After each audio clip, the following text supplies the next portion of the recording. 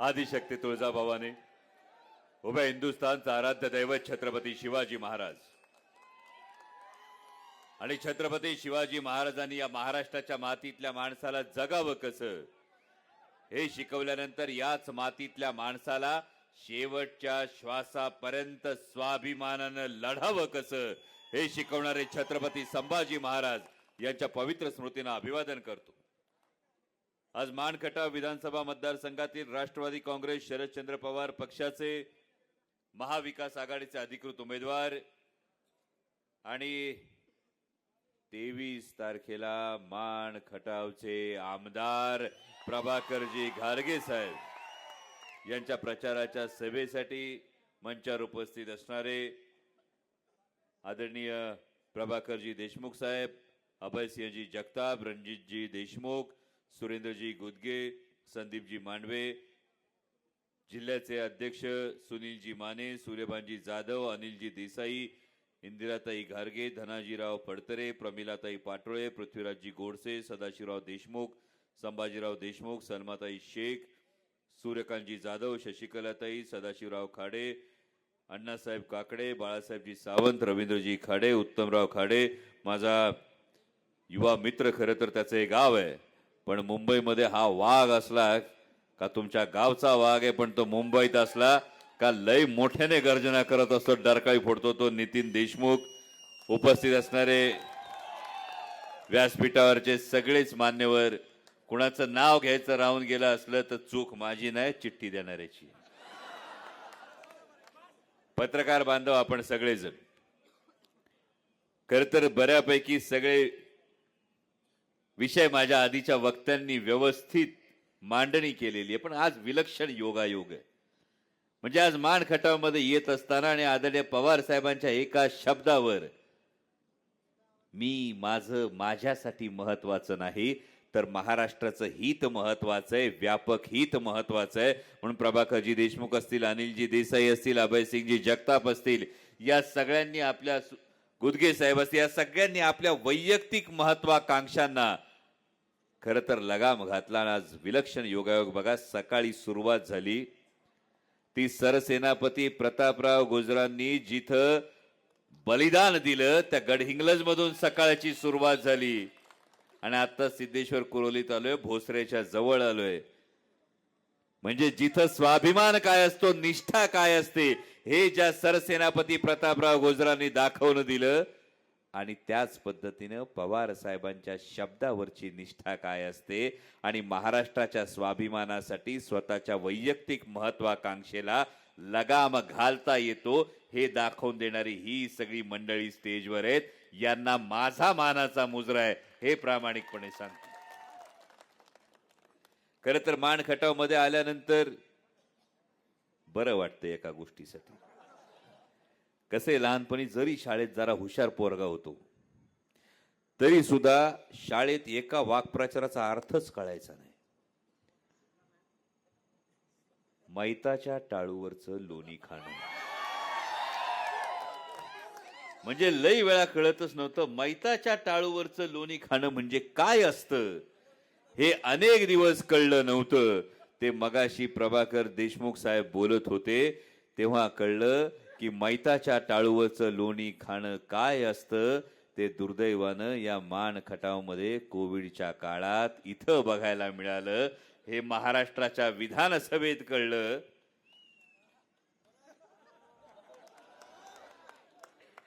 आणि मैताच्या टाळूवरचं लोणी खाणं ही जर चांगली गोष्ट नसेल तर असं करणाऱ्या माणसाला परत विधानसभेत पाठवायचं नाही, ही खोणगाट आधी तुम्हाला बांधावी लागेल। आज सिद्धेश्वर कुरोलीमध्ये 20 ते 25 दिवसांनी पिण्याचं पाणी येतं, बरोबर का नाही? हा, पिण्याचं पाणी जर एवढ्या दिवसांनी येत असेल तर 15 वर्ष आमदारकी अंडी उबवण्यासाठी होती का पाणी नायक म्हणवण्यासाठी होती, हे ज्याचा त्याने विचार केला पाहिजे। बऱ्याच जणांनी अभयजी तुम्ही म्हणालात, अनेक जण सांगतात मानखटावमध्ये दहशत आहे, मानखटावमध्ये दहशत आहे, पण मी ही दहशत ज्यांच्या माध्यमातून कायम राबवली जाते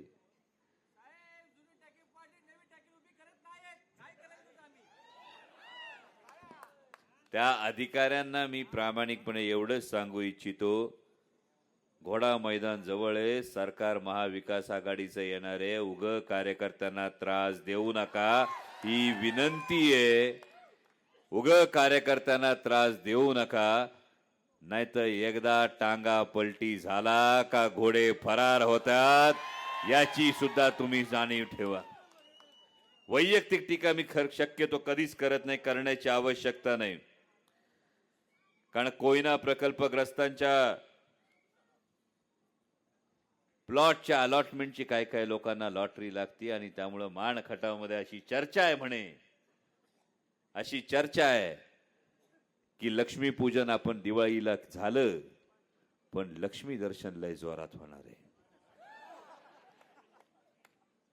पण मान खटावच्या माझ्या स्वाभिमानी नागरिकांना मी हेच सांगू इच्छितो की जरी हे लक्ष्मी दर्शन होत असेल तर हाच तर निवडणुकीचा मुद्दा आहे, हाच तर प्रश्न आहे महाराष्ट्राच्या विधानसभेचा. आमदार कोण होणार, सत्ता कोणाची येणार यापेक्षा महत्वाचा प्रश्न सगळ्या देशाचं लक्ष लागून राहिलंय.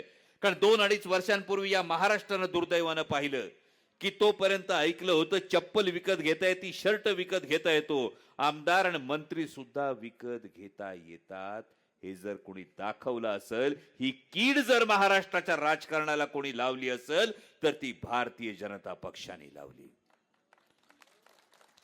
आणि आता जेव्हा प्रत्येक मतदारसंघात जातो तेव्हा सांगितलं जातं, परवा कराड दक्षिण मध्ये होतो तिथेही चर्चा तीच, आज मान खटाव मध्ये आलोय तिथेही चर्चा तीच. जो तो दबक्या आवाजात सांगतोय लई पैशाचा पाऊस पडणार आहे, लई पैशाचा पाऊस पडणार आहे, काय लिमिटच राहिलं नाही अशी ही गोष्ट तयार झालेली आहे, एवढा पैसा आलेला आहे. ही सगळी जेव्हा दबक्या आवाजात चर्चा होती तेव्हा माझ्या भावांनो ही निवडणूक देशाचं लक्ष लागून राहिलंय आणि त्या देशाला आपल्याला दाखवून द्यायचंय की महाराष्ट्रातला स्वाभिमानी मराठी माणूस विकला जात नाही, तो झुकत नाही, तो विकत घेता येत नाही, तो लढतो आणि जिंकून दाखवतो, हे सांगणारी ही निवडणूक. म्हणजे जेव्हा या विधानसभा निवडणुकीकडे आपण पाहतो तेव्हा महाविकास आघाडीची जी पंचसूत्री आली ती तुमच्यापर्यंत पोहोचली. मगाशी कोणीतरी लाडकी बहीण योजनेचा उल्लेख केला, माने साहेबच बोलले मगाशी. पण आपल्याला माहिती लोकसभेला मतांची झाली कडकी तेव्हा यांना विधानसभेच्या आधी बहीण झाली होती लाडकी. पण हे जेव्हा माहित होतं तर लाडकी बहीण हेच म्हणती की दाजीच्या कांद्याच्या भावाचं काय करायचं, दाजीच्या सोयाबीनच्या भावाचं काय करायचं. ज्या कांद्याच्या आंदोलनाचा आपण उल्लेख केला, जेव्हा कांद्याला भाव चढायला लागला तेव्हा या भारतीय जनता पक्षाच्या लोकांनी कांद्याची निर्यात बंदी केली. 40 रुपयापर्यंत गेलेला भाव 8 आणि 10 रुपयात कांदा विकावा लागला. आणि तेव्हा भलं झालं ते पाकिस्तानातल्या कांदा उत्पादक शेतकऱ्यांचं झालं आणि आमच्या कांदा उत्पादक शेतकऱ्याच्या ताटात माती कालवली गेली. आज सोयाबीनची जर परिस्थिती बघितली तर 6,000 रुपये सोयाबीनला क्विंटलला उत्पादन खर्च आहे, सोयाबीनचा भाव किती 3,000 रुपये. आणि मग शेतकऱ्यांनी जगायचं कसं हा एक महत्वाचा प्रश्न आहे. 6,000 जात आहेत आणि 3,800 येतात, काय ठिकाणी 3,800 मिळतोय, काय ठिकाणी 3,600 मिळतोय. म्हणजे विचार करा ना, 2014ला हेच भाजपवाले ओरडत होते सोयाबीनला 7,000 रुपये भाव मिळाला पाहिजे. आठवतं का, गळ्यात टाळ घालून भाजपवाले ओरडत होते. 14 साली 7,000 भाव पाहिजे होता. 14 सालचा पेट्रोलचा भाव दुप्पट झाला, डिझेलचा भाव दुप्पट झाला. 450ची डीएपीची बॅग आता 1650-1700 ला गेली. आणि सोयाबीन तेव्हा 5,800 होतं, आता 3,800.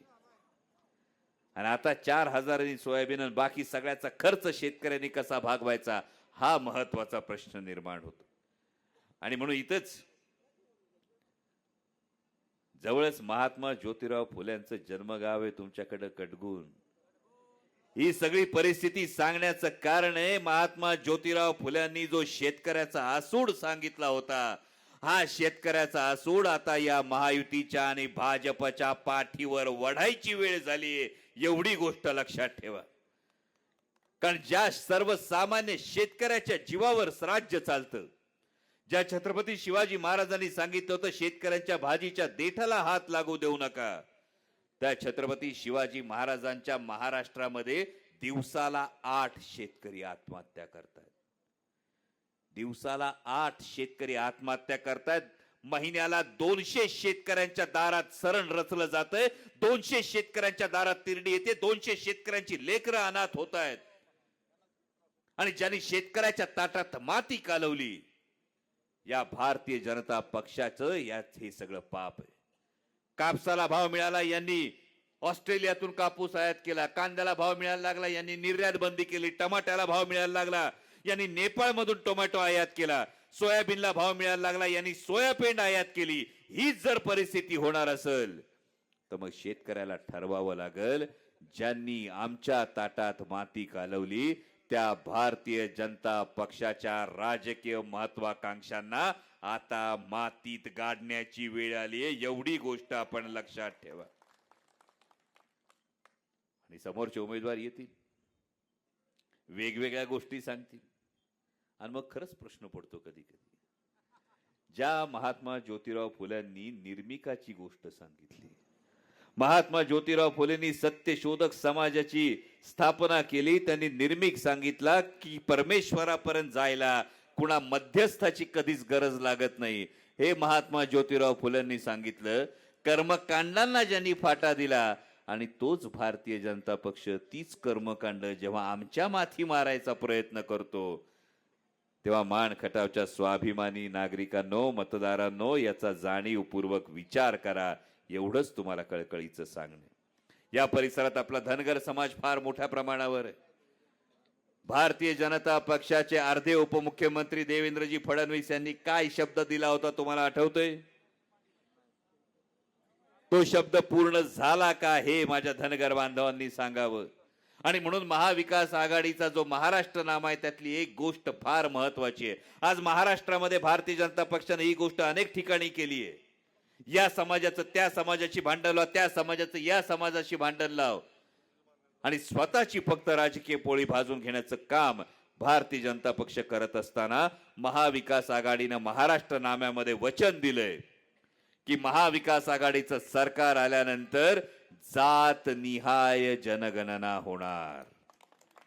जात निहाय जनगणना होऊन जी आरक्षणाची 50% मर्यादा आहे, ही आरक्षणाची 50% मर्यादा वाढवण्यासाठी महाविकास आघाडीचं सरकार प्रयत्न करणार. आणि मान्यवर कांशीरामजींचं जे म्हणणं होतं, जिसकी जितनी संख्या भारी उसकी उतनी हिस्सेदारी, या माध्यमातून महाविकास आघाडीला काम करायचं.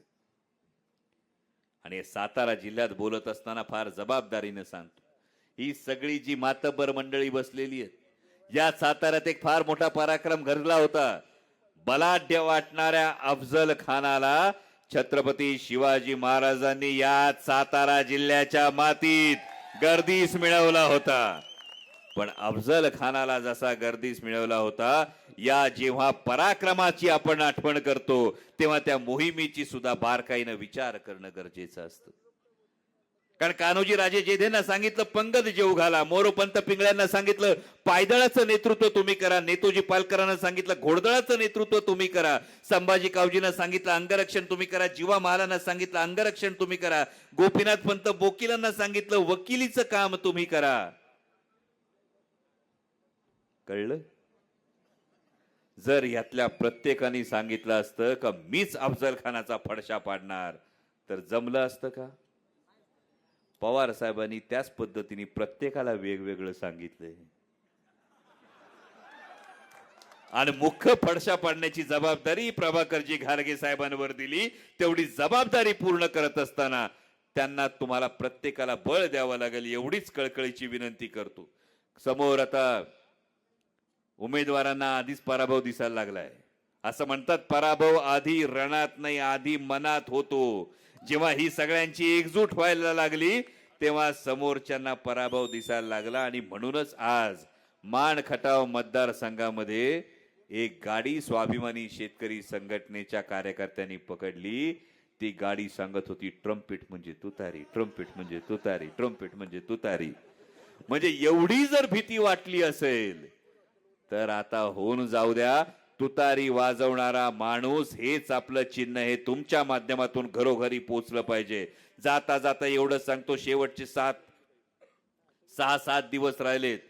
मुंबई पुण्यात पोस्टर लागलीत मोठमोठी, बटेंगे तो कटेंगे अशी पोस्टर लागलीत मोठमोठी. सांगतोय कोण? उत्तर प्रदेशचे माननीय मुख्यमंत्री. अहो, तुमचा निम्मा उत्तर प्रदेश पोट भरायला महाराष्ट्रात येतोय आणि तुमचा मुख्यमंत्री आम्हाला येऊन सांगतोय बटेंगे तो कटेंगे. हे येऊन मग आम्हाला सांगणार हिंदू खतरे में है. आणि मग त्यावेळी हाच प्रश्न विचारावा लागतो की होय हिंदू खतरे में, पण मग रोज 8 आत्महत्या करतात तो शेतकरी हिंदू नसतो? जर महिन्याला 1000 माता भगिनी बेपत्ता होत असतील तर त्या माता भगिनी हिंदू नसतात? जर 5.5 लाख कोटी रुपयांचा रोजगार आमच्या हातून हिरावून गेलेला जातो, लाखो तरुणांच्या हाताला काम नाही आणि कामाला दाम नाही, अशी परिस्थिती निर्माण होते, तो युवक हिंदू नसतो? हिंदू खतरे में है तर हा सुद्धा हिंदू खतरे में है. जो हिंदू माझा शेतकरी आहे, जो हिंदू माझी माता भगिनी आहे, जो हिंदू माझा बेरोजगार युवक आहे, हा खरा खतरे में आहे. आणि जर खरा धोका कोणाकडून असेल तर या महायुतीच्या सरकारकडून आहे. आणि म्हणूनच या भारतीय जनता पक्षाच्या उत्तर प्रदेशच्या मुख्यमंत्र्यांना एवढंच सांगू इच्छितो की हे बटेंगे तो कटेंगे सारखं विषारी बीज उगवायला ही गंगा यमुने काठची भुसभुशीत माती नाही, हा सह्याद्रीचा काळा पाषाण आहे. हा सह्याद्रीचा काळा पाषाण आहे, ज्या पाषाणात 18 पगड जातीच्या लोकांना, 16 अलुतेदारांना, 12 बलुतेदारांना सोबत घेऊन छत्रपती शिवाजी महाराजांनी स्वराज्याचं स्वप्न कोरलं होतं. आणि म्हणूनच ही निवडणूक महाराष्ट्र धर्म जागवण्याची आहे. 20 तारखेला जेव्हा मतदानाच्या साठी बाहेर पडाल तेव्हा एकच गोष्ट लक्षात ठेवा, आपल्या बापाला आठवा. आपल्या बापाला आठवा, ज्या बापाने डोक्यावर छप्पर केलं असतं, ते छप्पर करत असताना काबाड कष्ट केलेले असतात, हाडाची काढ केलेली असतात, ज्या बापानं आधारासाठी भिंती उभ्या केलेल्या असतात, ज्या बापानं शर्टाच्या खाली भोकं पडलेलं बनियान घातलेलं असतं पण तुम्हाला सुख दिलेलं असतं. आणि विचार करा, तो बाप जर घराच्या अंगणात बसलेला असताना, आयुष्याच्या संध्याकाळी बाप घराच्या अंगणात बसलाय आणि मागून अख्खच्या अख्खं घर कोणीतरी घेऊन गेलं, काय वाटेल त्या बापाला? सर्वसाधारण बाप असेल तर हतबल होईल, डोळ्यात पाणी येईल. पण अशीच परिस्थिती जेव्हा ओढवली होती, 55-60 वर्षाची सामाजिक कारकीर्द, राजकीय कारकीर्द, पक्ष काढून घेतला, चिन्ह काढून घेतलं, मागचं घर अख्खं नाहीचं झालं आणि दिल्लीतले नेते गिधाडासारखे नजरा लावून बसले होते. आता महाराष्ट्र वाकणार, आता महाराष्ट्र झुकणार. पण तो 84 वर्षाचा योद्धा उभा राहिला. तो म्हटला, मी झुकणार नाही, मी वाकणार नाही, मी लढणार आणि जिंकून दाखवणार. त्या योद्ध्यासाठी, त्या पवार साहेबांसाठी ही निवडणूक करायची आहे. आणि पवार साहेबांसाठी निवडणूक करताना कायम लक्षात ठेवा, आयुष्याच्या संध्याकाळी बापाला कधी हरू द्यायचं नसतं. आपल्याला बापाला जिंकतानाच बघायचंय आणि बाप जिंकत असताना तुतारी वाजवणाऱ्या माणसासमोरचं बटन दाबा आणि तुतारी अशी वाजवा, फक्त एका ठिकाणी नाही, फक्त मान खटाव मध्ये नाही. मान खटाव मध्ये वरून कितवा नंबर आहे? करेक्ट आहे. वरून 3ऱ्या नंबरचं प्रभाकरजी घारगेंच्या समोरचं तुतारी वाजवणारा माणूस, या चिन्हा समोरचं बटन दाबायचे. पलीकडे वाई महाबळेश्वरला अरुणादेवी पिसाळ यांचा क्रमांक 1 पावण्या रावळ्याला सांगा, त्यांच्या समोरचं तुतारी वाजवणाऱ्या माणसाचं बटन दाबायचे. पलीकडे कोरेगावला शशिकांत शिंदेचा ते बटन दाबायचे. कराड उत्तरला बाळासाहेब पाटलांचे 1 आणि मान खटावला, हा म्हणजे हाय लक्षात, मला वाटलं 1 2 3 करून. म्हणजे थोडक्यात लक्षात काय ठेवायचंय, तुतारी वाजवणाऱ्या माणसाला मत म्हणजे आदरणीय शरदचंद्रजी पवार साहेबांना मत, तुतारी वाजवणाऱ्या माणसाला मत म्हणजे माननीय पक्षप्रमुख उद्धवसाहेब ठाकरेंना मत, तुतारी वाजवणाऱ्या माणसाला मत म्हणजे राहुलजी गांधींना मत. आणि त्यामुळे तुतारी अशी वाजवा का तुतारीच्या दणक्यानं कमळ्याला पाकळी शिल्लक नाही राहिली पाहिजे, एवढी जबाबदारी घ्या. रामकृष्ण हरी. धन्यवाद. जय शिवराय.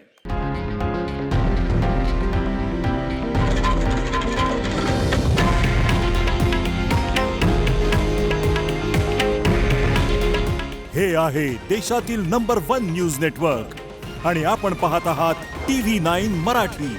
काळजी तुमची, हित महाराष्ट्राचं.